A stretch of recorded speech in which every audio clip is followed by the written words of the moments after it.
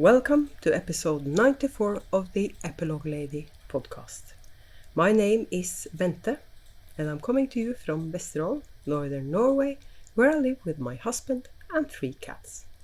You can find me on Instagram as Arctic Crafts, on Facebook and Etsy as Arctic Crafts by Bente, and on Ravelry as Arctic Crafts 65. There is also a group on Ravelry where you can participate in make-alongs and the occasional giveaway. I also have a Ko-fi page where you can support me and the podcast. And speaking of make-alongs, we have one going, the Tea Time Mal, and that's why I'm wearing a tea today. This is the Salty Air Tea by Samantha Guerin. I think that's how you pronounce it. I had to check my notes because I keep forgetting the designer on this one. This is the one I'm going to knit for Sue, Craft Knitter 7, in a green I dyed up. So that's my project for the Tea Time Mal, knitting this again in green. And I'm also knitting a top by Jacqueline Sislak, a sleeveless top. So those are my make-along projects. And the thread is open on Ravelry and whips are allowed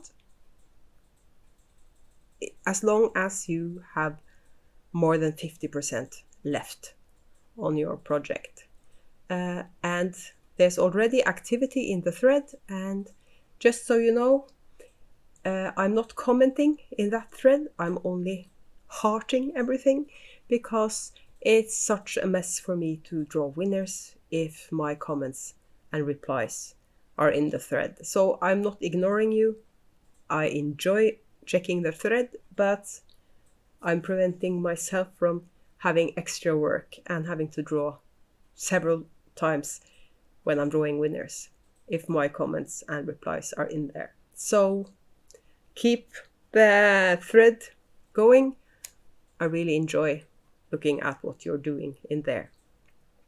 So that was the make-along. I wanted to talk about that first. And of course, as usual, knitting, crochet, any craft. And as long as it's a short-sleeved or sleeveless top, you can enter. We have really bad weather. It's snowing and it's windy, and it's so typical because we're going away for the weekend. We're going on sort of a double date with a couple of friends of ours. We're going to Svolvær tomorrow and we're coming back home on Sunday. So a little over 24 hours, but we're spending the night in a hotel and we're having dinner at a restaurant. So we rarely leave the house, so I think it's going to be really nice, except for the weather. And there's a ferry when we're going to Svolvær. We can get there without the ferry, but then it's a much longer drive, and if the weather holds up and it's still windy tomorrow, we might have to drive all the way around. So hopefully the ferry is running tomorrow, because I would like to get to Svolvær as quickly as possible.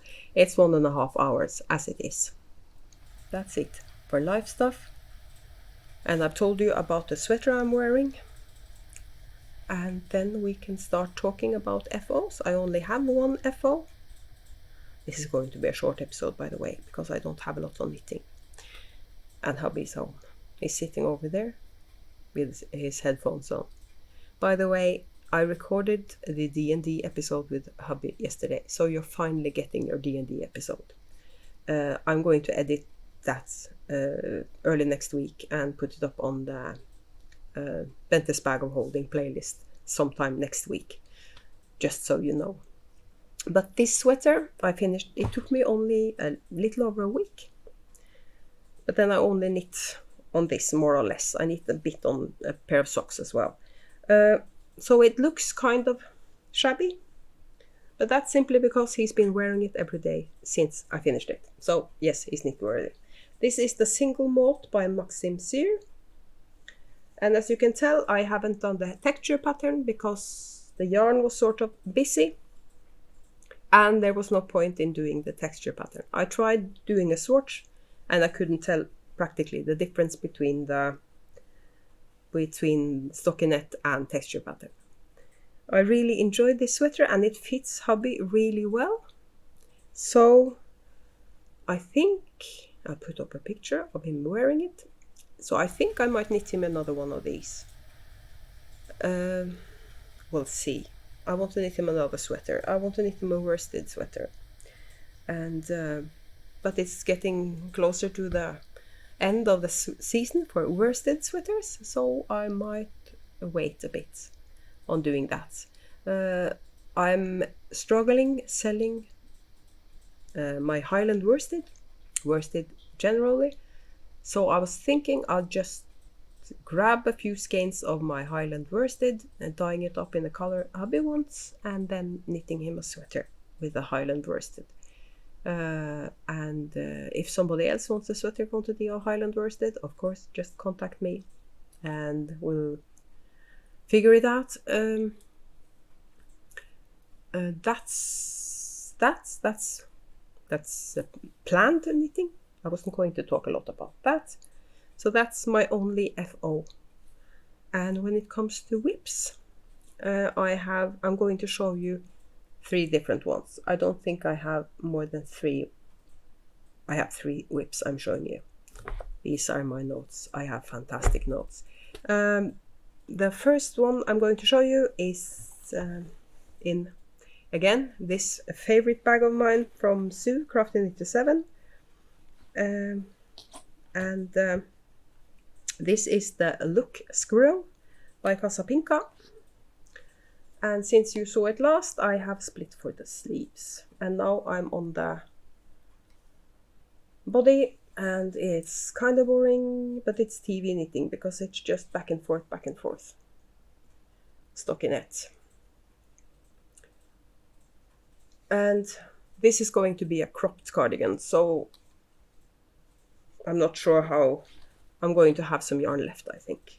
The yarn I'm using for this is Permin Luna that I got from our local yarn store, and it's my second garment knit with this yarn. I've knit a sweater before and I really loved it. It's recycled wool, and it's almost got this, it's got sort of a cotton feel almost, but it's much nicer to knit with. It's not that hot, warm is a better word than cotton, but it has a cotton feel to it. So hopefully I can use this during the summer, even though it's not just exactly a summery color, but it's a really nice color. So looking forward to having that finished so I can start wearing it. I think that would be nice to just throw on if I'm going taking a trip to the supermarket or something in the summer, if it's not too warm outside. So that's my Look Squirrel. I have another cardigan I'm working on, but this is much smaller, because this is a baby cardigan, and it's really, really cute. And this is a sample knit that I'm doing for the local yarn store, because I told her that I can always cast on something new. I have chronic castanitis, so whenever she has something she wants me to knit, she just contacts me and it's okay. And I love doing baby knits as samples because they're so quickly finished. The pattern is the Bino baby jacket. It's on Ravelry just as listing. It's not, I don't think the pattern is on Ravelry. The yarn I'm using is Sandnes Baby Ull Lanette, and the colorway is 3511. But you can tell that there's a red, she has put a red line across the barcode. That means this color is discontinued. But of course, so it actually matches my t-shirt. I suddenly realized I'm wearing this color. But anyway, and the Progress Keeper is a really, really cute pig that I got from Hanna at the corner of craft. I have several of her progress keepers. I really love them. They're really fun and they're so lightweight that you can put them on even lace knitting. It doesn't pull on the stitches. So that's, and as you can tell, when I knit sleeves, I put one of these on every increase, both to make sure that I have the right amount of rounds between each increases, in this case because I started at the bottom of the sleeve, and I can also count them because I was supposed to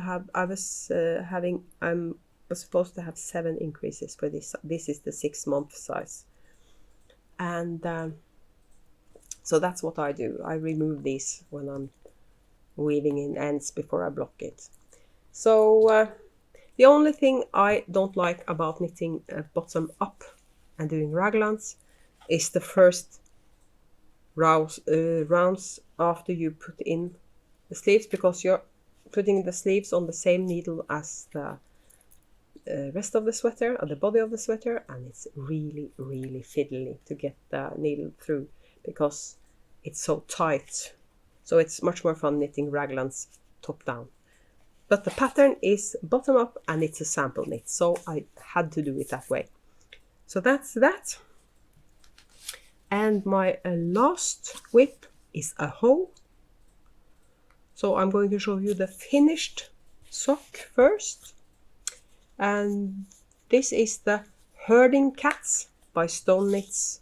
And I wanted to knit these since she released the pattern. And I was going to do them with leftovers, but I'm waiting for some solid yarn to use for the main color because I don't have a lot of solid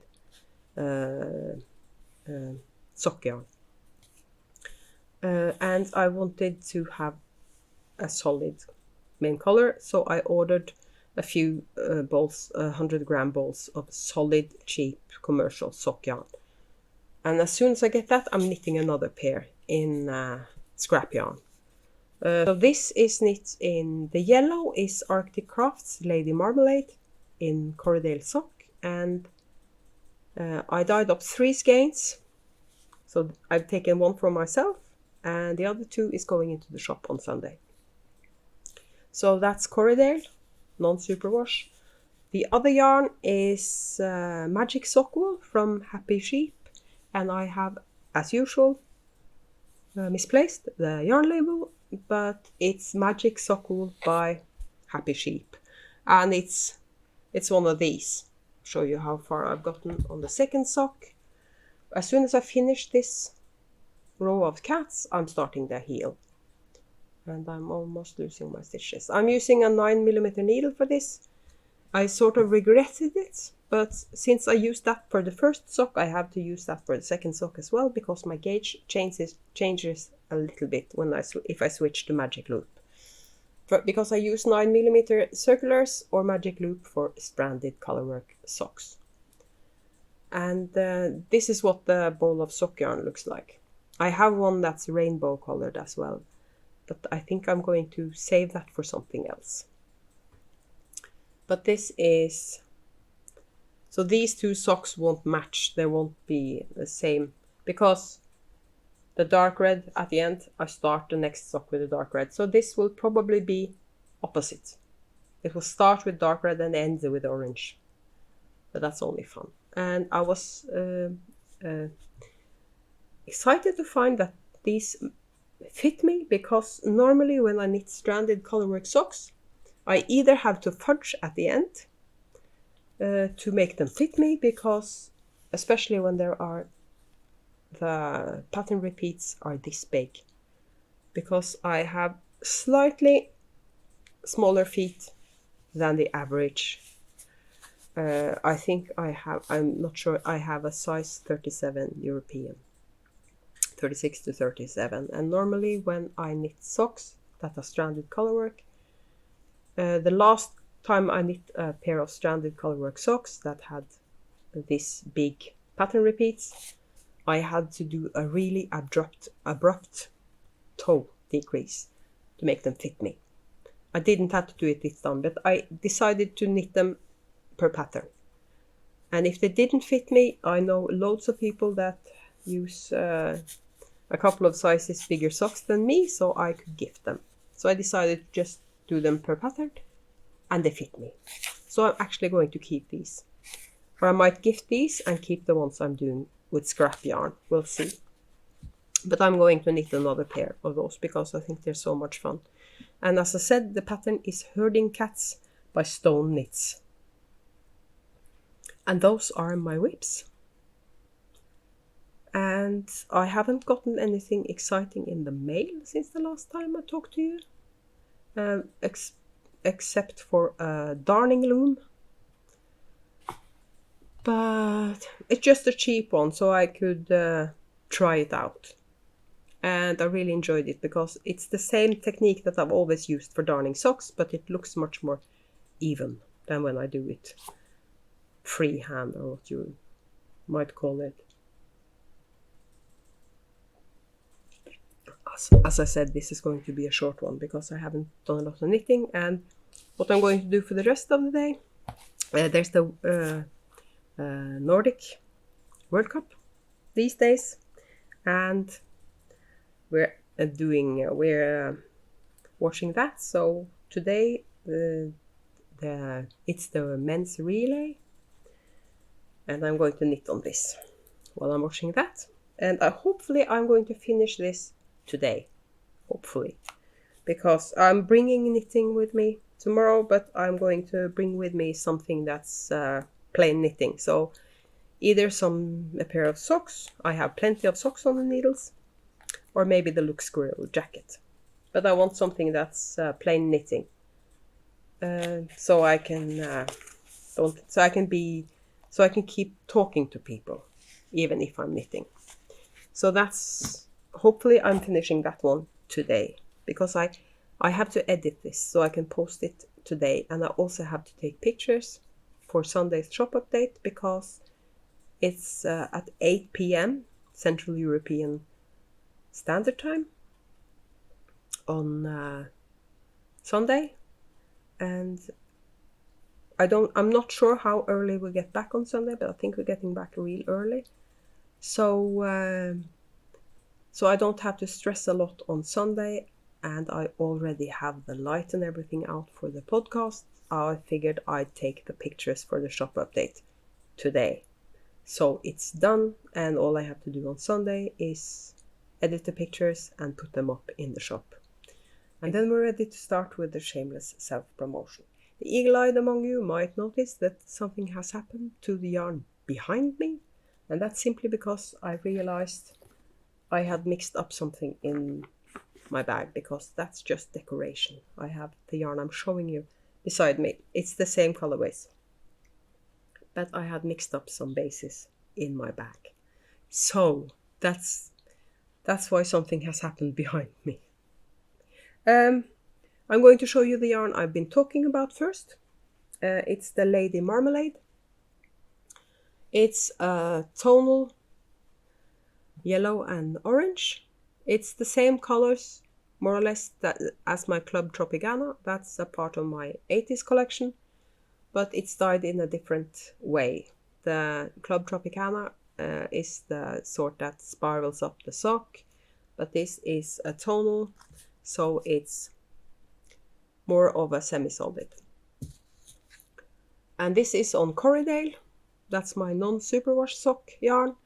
It's 80% of Corriedale wool and 20% nylon, and there's 400 meters to 100 grams.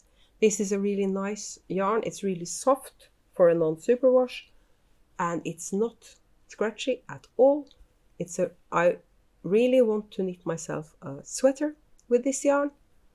I just haven't decided on the pattern yet or the colorway. I don't think I'm going to knit myself a yellow sweater. So that's the Lady Marmalade on Corriedale. And I also have a new colorway that's called Storm Surge. And I have that on 3 different colorways, on 3 different bases, sorry. And I realized I have put one of those behind me as well. But I suddenly realized it, so everything is okay. You see, I am the usual hot mess that I normally am. So this is a storm surge. This is on Corriedale. This is on Polldale.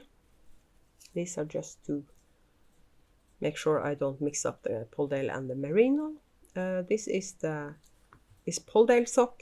That's 80% Polldale wool and 20% nylon. And there's 400 meters to 100 grams.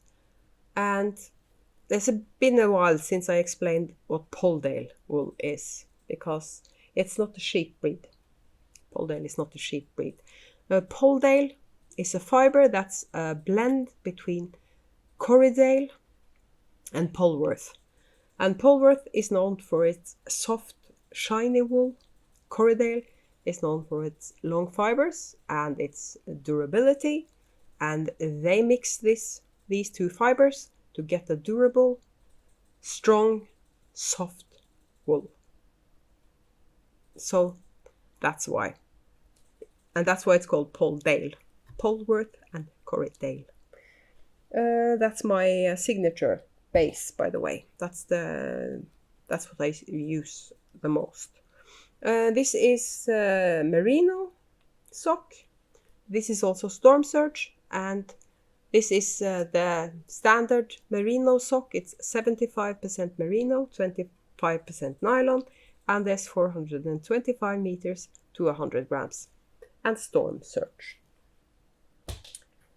And we're going over to the Spring Fling. It's not anything like spring outside, but we're in March, so probably there's a spring in the air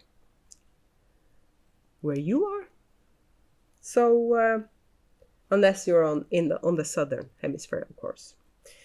But this is an old colorway that I've dyed up again, and it's Arctic Spring. That's one of the first colorways I put in my shop when I started dyeing yarn. So this is Arctic Spring, and this is on Corriedale. And these are sock sets on the Merino DK. And this is a more neon pink, but this is more like it. So this is Arctic Spring sock sets on DK. You have 100 grams of DK, and that's 80% Merino and 20% nylon, and there's 300 meters. Sorry, it's 245 meters to 100 grams. That's a DK. And you have two 20-gram minis with it. So you have enough for a pair of socks. And we'll keeping going with the spring-inspired yarns. I dyed up some Crocus. It's Crocus in Norwegian. And I dyed that up on Polldale, Merino sock, Polldale sock, and silver sparkle sock. And that's the Stellina. It's difficult to see the sparkles on camera, but you can tell that it's sparkly. So that's Crocus on 3 different bases. And I have one more spring-inspired yarn, and it's these sock sets. That's 70 grams. It's a 50-gram main skein and a 20-gram mini. And this is Polldale sock. And this is enough for a pair of socks when you use that for the heels, toes, and cuffs. So that's Spring Fling on Polldale. And this green is more of a neon green or a lime green. Maybe it's looking better back here. Greens are hopeless on camera. So that's Spring Fling sock sets. And the rest is yarn inspired by our D&D campaign. One of them is a colorway I've had before, but it's changed its name. And it's It used to be Bente's bag of holding, but my D&D character, Brianna, has got a bag of holding, and I think Brianna's bag of holding flows better than Bente's bag of holding. So it's changed its name, but it's the same colorway. And I've dyed up that on Polldale sock, merino sock, silver sparkle sock. As you can tell, for some reason it's a bit more peachy than the others. Not sure why. Brianna is a half-orc fighter, by the way, so I'm not sure she appreciates sparkles, but I appreciate sparkles. And this is 100 grams of DK. Perfect for a hat, for example. So that's Brianna's bag of holding. And I also have dyed up yarn inspired by Hubby's character, Squirrel the Void. She's a red tiefling druid. So this is reds, greens and browns with some white washed through it. That's Valspira, the Void, Polldale and Merino. And my light is going. It's a good thing I'm almost done. And the last is one of my chaotic colorways. And this one this is chaotic evil this time. I have chaotic good and chaotic evil, and when I find that the colors I put on because when I dye the chaotic good or chaotic evil, it's to clean out my dye stock. So if I have just a tiny bit left in my dye stock jars and bottles, I just put everything on a few skeins of yarn. And if I find that the colors is too mismatched when I'm done, I just do a grey wash and call it chaotic evil. And this time I even added some neon purple speckles. So depending on what your color preferences are, you might think that this is a chaotic good, but because there's grey on top, I'm calling this chaotic evil. So that's what I have for Sunday's shop update. I'm pleased to finally have a shop update. It's been a while since I had a proper shop update, so this time I do. Not sure what the next shop update is going to be because I have problems with my hands. I've probably got osteoarthritis in my thumbs as well. I'm going to do an x-ray to figure that out. But I'm going to still keep dyeing yarn, but I might not be able to dye as much. But there's plenty of yarn in the shop, so I don't think there's going to be a problem. And if you want, as usual, if you want a sweater quantity, just contact me and I'll dye up a sweater quantity for you. And I always do that even though I have something else dyeing planned. If I get a custom order, I drop everything and do that first because I want to have a short turnaround time. So normally it takes about a week from when I get the custom order until it's shipped, just so you know. So if there's a colorway in my shop that you really would like a sweater quantity of, and just let me know what colorway, what base you want, and I'll dye it up for you. So I think that's it. As I said, this is sort of a short one, but I have a lot to do today, and I've shown you my whips, I've shown you my FO, I've shown you what's going in the shop on Sunday. So, and sometime next week I'll be uploading the Dungeons and Dragons episode I recorded with Hubby yesterday. So that's it for now, and I'll do some recording. Hopefully I'll get to do some recording in Svolvær when we're going this weekend, when we're going tomorrow. So that might be part of my next podcast, episode 95. Anyways, I hope you have a really nice weekend, and I'll see you later. Bye bye.